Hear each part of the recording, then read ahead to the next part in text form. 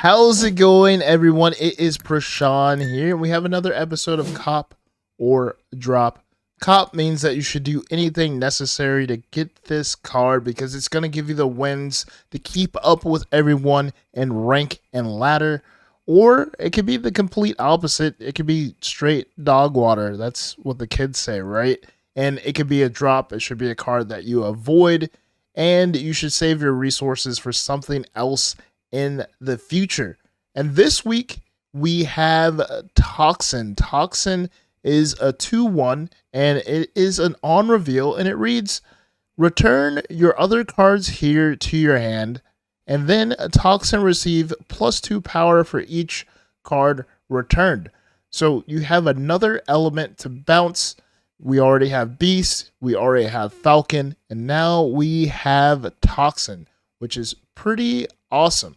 So we're going to go over some of the counters, we're going to go over some of the synergies, and we're going to go over some of the decks with Toxin. But first, we're going to talk about the spotlights since Toxin is going to be in the spotlights. And we have Toxin, Zabu, and we have Elsa Bloodstone this week. And of course, we just talked about Toxin. And then we have Elsa Bloodstone here. She is a 3/3. And then each card you play to fill your side of this location gains +2 power. So the last card that you play in the location to get it full will receive that +2 power. Honestly, in my opinion, I think Elsa is the weakest of the spotlight cards this week. And I would say she would be a drop compared to Zabu, right? And if you already have Elsa, you will receive this David Nakayama variant, which I think is pretty cool. And if you have Zabu already, you receive the Sean Galloway variant in the spotlights, which I love Sean Galloway's art. And then with Toxin, you receive the Pandart variant if you keep on opening spotlights too for after you receive Toxin, which I think is pretty cool as well. So we all knew Zabu was going to get changed, right? Zabu ended up being a 2/1, and then all of your 3-cost cards receive -1 for their cost, which is pretty awesome in my opinion. Zabu is back. I definitely need to make more Zabu decks. But we obviously knew like they weren't going to throw this in the spotlights and have us waste our resources on a dead card, right? So those are the 3 cards that are going to be in the spotlights this week. And I think overall I give this spotlight week maybe like a B grade altogether when it comes to spotlights. I think Elsa bogs this down a lot. Toxin is pretty good and Zabu is pretty good. So let's go into some of the counters and synergies for Toxin. So let's talk about some of the synergies with Toxin. So basically anything that is low cost and it has pretty good on reveal effects, right? So I think about Mill. So we think about Yondu. We can always play Yondu, have Toxin, bring Yondu back, play Yondu again. There's also Silver Sable, where you could play Silver Sable, bring it back, bring her back with Toxin, use her again. Also cards like Rocket Raccoon, you could do that as well. Low to the ground cards where you can use their effect more than once. And you can also have these cards in the same location, so technically turns 1, 2, 3, and 4. You could just stack all of those in one lane. And then you could play Toxin, bring all of those cards back, and then do it all over again. And especially with cards like Black Swan in effect too, which can definitely go crazy, right? But there are some counters with this card, and like anything else with on reveal, Cosmo is not the best dog, right? So for counters, of course, you have Cosmo, and then you have to think about Shadow King as well. Shadow King is also a counter when it comes to Toxin because it gets rid of all the power that it gained from actually bouncing cards back to your hand. So let's go into some of the decks that I created with Toxin. And the first one I have here is basically a Werewolf by Night Toxin build here. So we have Hood, Bast, Silver Sable, Spider Ham, Toxin, Shadow King, Agent Venom, Cassandra, Sage, Luke Cage, and Beast. So basically, here we're just taking advantage of all of our on reveal cards, right? And then we are taking advantage of Toxin, bouncing them back and forth. And we have Werewolf by Night.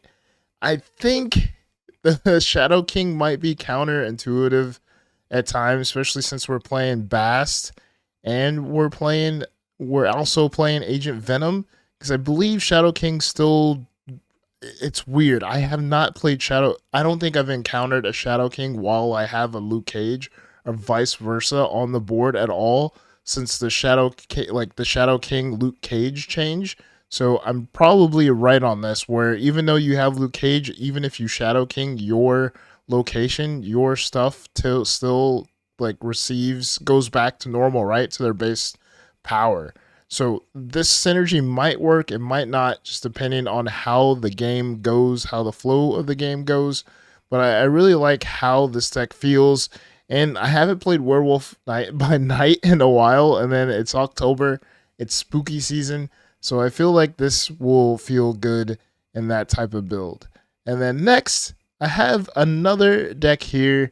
This is just straight up bounce. We have Hood, Rocket, Silver Sable, Nico, Monaru, Toxin, Black Swan, Falcon, Kate Bishop, Venom, Sage, Hitmonkey, and Beast. So this is a straight up bounce list. We're bouncing things off the walls, and we are trying to take advantage of taking our opponent off guard. We have Black Swan here. That way we can blitz them on the final turn, preferably playing Sage and playing Hitmonkey with a bunch of one cost cards that cost nothing at all, which is freaking awesome. We have cards like Falcon and Beast to bounce things as well as Toxin. And this deck definitely goes crazy. I think Agent Venom is a very key piece to a lot of these low to the ground decks. And it took out a lot of other cards, right, in the process, Agent Venom. So overall, I think this one might be the best build for Toxin, I feel, so far. I wanted to make a move deck with Toxin. You could go that route as well, because you have cards like Iron Fist, you have cards like, Doctor Strange that you could possibly use too. But I don't know if that's like doing too much. You also have Destroy, where you could use Toxin too to bounce your destroyers, like Killmonger, like Venom, like Carnage. I don't know. You could do stuff like that too. But for me, I think this was the most optimal build. If you guys have something else, let me know down in the comments below. And that's pretty much it for the decks I have. I think this might be the best build. This might be the one I might go after overall. So, yes, is this a cop or drop? Is it? I think this is a definite cop. I think this is a key piece and bounce. I think it adds another piece in bounce just in case RNG doesn't go your way, right? If you don't get the Falcon, if you don't get the Beast, at least you'll get the Toxin. And now we're starting to understand why Beast got changed to a 3/5 instead of staying at a 2 cost, right? So now we have Toxin into the fold. So Toxin is definitely a cop. So let me know down in the comments down below, is Toxin a cop for you? Is it a drop? What are you going to play Toxin in? Are you thinking bounce as well? Are you thinking destroy? Are you thinking move? What is your mind going for Toxin and whole? And if you made it this far, thank you. I appreciate each and every one of you. Make sure you like, subscribe, all that good YouTube stuff. Everyone, be safe, keep on snapping, and peace. Snap.